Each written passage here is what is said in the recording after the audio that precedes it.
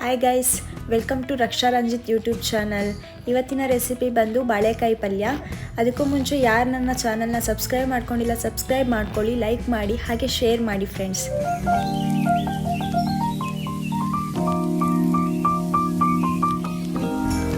Okay, ಬಾಳೆಕಾಯಿ ಪಲ್ಯನ ಹೇಗೆ ಮಾಡೋದು ಅಂತ ನೋಡ್ಕೊಂಬರೋಣ.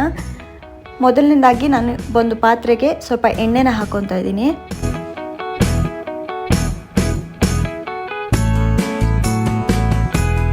ಎಣ್ಣೆ ಸ್ವಲ್ಪ ಬಿಸಿ ಆದ್ರ ಮೇಲೆ ಸಾಸಿವೆನ ಆ್ಯಡ್ ಮಾಡಿಕೊಂಡೆ. ಸಾಸಿವೆನ ಆ್ಯಡ್ ಮಾಡ್ಕೊಂಡಾದ್ರ ಮೇಲೆ ಬೆಳ್ಳುಳ್ಳಿನ ಜಜ್ಜಿ ರೆಡಿ ಮಾಡಿ ಇಟ್ಕೊಂಡಿದ್ದೆ. ಬೆಳ್ಳುಳ್ಳಿನ ಕೂಡ ಹಾಕ್ಕೊಂಡೆ. ಬೆಳ್ಳುಳ್ಳಿ ಸ್ವಲ್ಪ ಕೆಂಪುಗಾಗೋವರೆಗೂ ಫ್ರೈ ಮಾಡ್ಕೋಬೇಕು.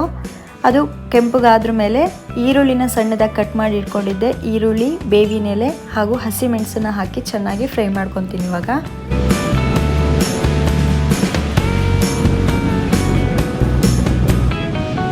ಇದಕ್ಕೆ ಸ್ವಲ್ಪ ನಾನು ಉಪ್ಪು, ಅರಿಶಿನ ಪುಡಿನ ಹಾಕ್ಕೊಂಡು ಚೆನ್ನಾಗಿ ಮಿಕ್ಸ್ ಮಾಡಿಕೊಂಡು ಅದು ಸ್ವಲ್ಪ ಬ್ರೌನ್ ಕಲರ್ ಬರೋವರೆಗೂ ಫ್ರೈ ಮಾಡ್ಕೊತೀನಿ.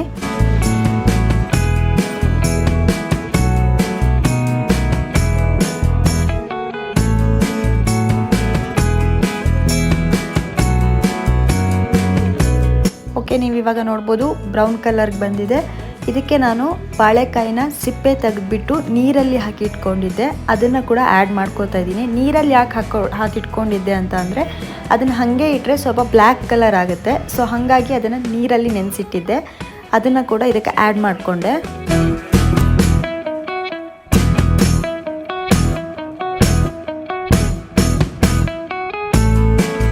ಇದನ್ನು ಕೂಡ ಚೆನ್ನಾಗಿ ಮಿಕ್ಸ್ ಮಾಡ್ಕೋತಾ ಇದ್ದೀನಿ.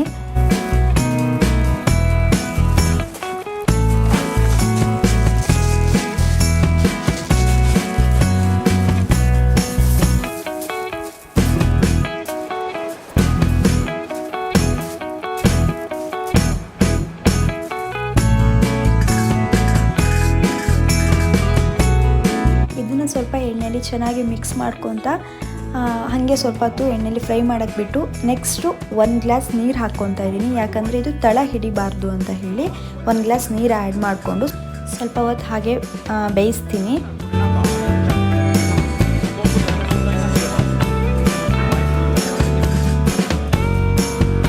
ಓಕೆ, ಇದು ಬೆಂದಿದೆ. ಇದಕ್ಕೆ ನಾನು ಸ್ವಲ್ಪ ಕಾಯಿ ತುರಿನ ಆ್ಯಡ್ ಮಾಡ್ಕೊತೀನಿ. ಎಷ್ಟು ಬೇಕೋ ಅಷ್ಟು ಕಾಯಿ ತುರಿನ ಆ್ಯಡ್ ಮಾಡಿಕೊಂಡು ಚೆನ್ನಾಗಿ ಮಿಕ್ಸ್ ಮಾಡಿ ಇದ್ರ ಹಸಿ ವಾಸನೆ ಹೋಗೋವರೆಗೂ, ಕಾಯಿ ತುರಿದು ಹಸಿ ವಾಸನೆ ಏನಿರುತ್ತೆ ಅದು ಹೋಗೋವರೆಗೂ ಚೆನ್ನಾಗಿ ಬೇಯಿಸ್ತೀನಿ.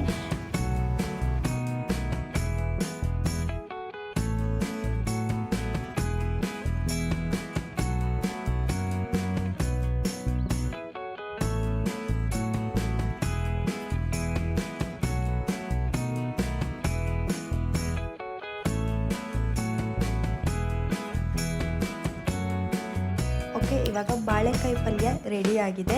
ತುಂಬ ಚೆನ್ನಾಗಾಗಿತ್ತು. ನೀವು ಟ್ರೈ ಮಾಡಿ ನೋಡಿ ಹೇಗಾಗಿತ್ತು ಅಂತ ಹೇಳಿ ಕಮೆಂಟ್ ಬಾಕ್ಸಲ್ಲಿ ತಿಳಿಸಿ. ಹಾಗೆ ನನ್ನ ಚಾನಲ್ನ ಸಬ್ಸ್ಕ್ರೈಬ್ ಮಾಡ್ಕೊಳ್ಳಿ, ಲೈಕ್ ಮಾಡಿ, ಶೇರ್ ಮಾಡಿ. Thank you.